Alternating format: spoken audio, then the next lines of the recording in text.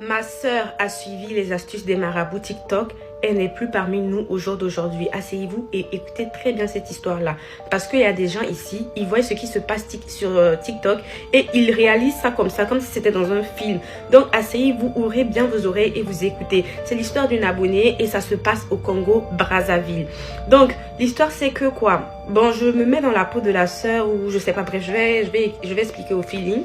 Donc, il faut savoir que ma sœur, c'est une personne très, très ambitieuse et elle voulait se lancer en tant qu'entrepreneur dans la vente des bijoux et de tout ce qui est, comment dire, accessoires pour femmes. Donc, ma sœur scrollait sur TikTok et elle a vu en fait un marabout avec qui elle est rentrée en contact pour que ce marabout l'aide à développer son commerce.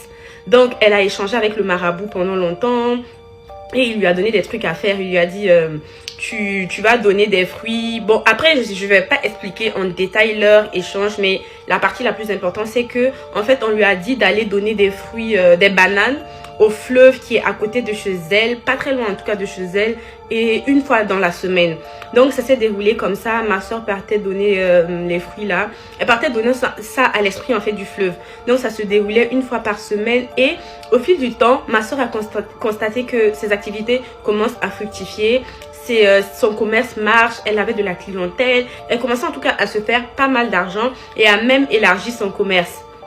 Donc, au fil du temps, elle allait vraiment chaque semaine donner les bananes là à cet esprit du fleuve. Donc, elle a vu que ça marchait. Donc, pour elle, ça genre vraiment, c'était reconnaissant d'aller vers le marabout et lui dire que ce que le marabout lui a dit de faire marche très très bien et qu'elle tenait à lui donner encore de l'argent en plus de ce qu'elle avait déjà donné au préalable. Elle lui donnait un plus pour le remercier, juste vraiment par envie. Donc, elle a remercié le marabout. Le marabout, il était très, très content. Et il a dit que toi, tu es une bonne personne. Tu as gagné de l'argent. Tu es revenu vers moi. Tu sais quoi? Je vais t'aider encore plus. Mais ce que tu vas faire maintenant, là, en plus de donner que des fruits au fleuve, là, donne encore de l'argent. Genre, jette de l'argent dans le fleuve. Mais ne jette pas de l'euro, du dollar. Vraiment, jette la monnaie de ton pays. Et ma soeur a commencé à faire ça. Elle a commencé à faire ça au fil du temps. Vraiment, ses activités, même sa relation, côté amour, ça allait très très bien. Elle était avec une personne qui prenait soin d'elle, qui l'aimait. Ça se voyait qu'elle était épanouie. Que ce soit côté travail, côté amour, elle était vraiment épanouie. Et moi, j'étais contente pour elle, mais je ne savais pas que c'est ce qu'elle faisait parce qu'elle ne m'en a pas parlé. Je pense que peut-être on lui a dit tu dois pas parler de ça à quelqu'un, mais elle m'avait pas parlé de cette histoire-là. Donc au fil du temps, vraiment son commerce fructifiait de plus en plus. Elle donnait des fruits, elle donnait aussi en plus de l'argent. Donc vraiment tout ce qu'elle faisait marchait très très bien. Donc un jour elle est partie comme à l'accoutumée au fleuve, donner les fruits, donner l'argent. Et en fait il y a l'esprit du fleuve. Il y a l'esprit du fleuve vraiment qui est sorti. Elle a pris peur sur le coup parce qu'elle a jamais vu ça de toute sa vie. Et elle a eu peur, mais l'esprit l'a rassurée et l'a remerciée. Elle a dit, mon enfant, vraiment, c'est toi qui me nourris. Je suis vraiment contente. Et faut savoir que je vais t'aider à vraiment avancer dans ta vie. Ce que tu vois là, c'est rien. Ça va être encore plus que ça. Donc, ma soeur, elle était contente. Elle a dit, non, le merci, c'est à vous. C'est vous m'aidez.